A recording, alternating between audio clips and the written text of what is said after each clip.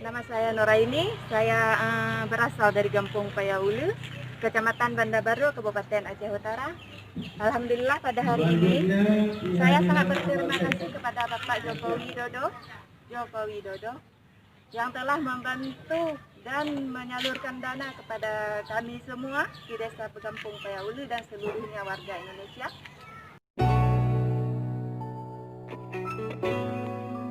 Hari ini di Kampung Payaulu, Kecamatan Banda Baru, Kabupaten Aceh Utara sedang berlangsung pembagian BLT dari dana kampung tahap kedua.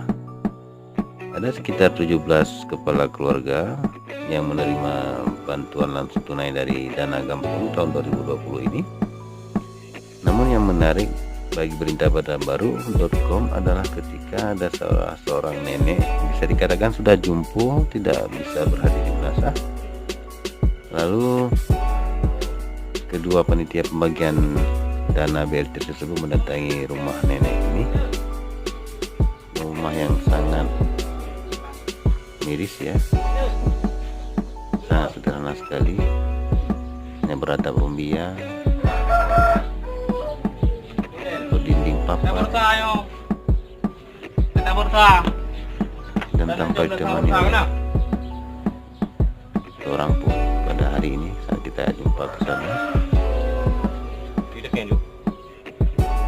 saat didatangi dua petugas pun nenek ini masih bingung mau ngapain ini petugas, mungkin begitu menurutnya.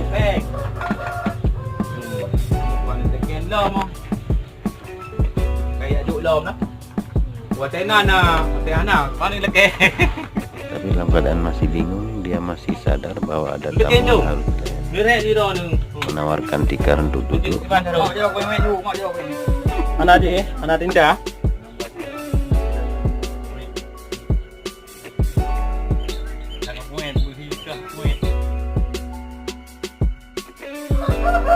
Serah terima pun terjadi.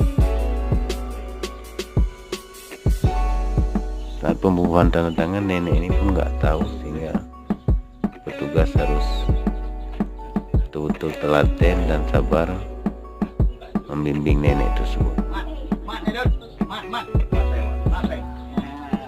Hal ini mungkin bukan yang pertama, ada mungkin ribuan kasus yang serupa di negeri ini, pemandangan-pemandangan miris yang saban hari kita nikmati.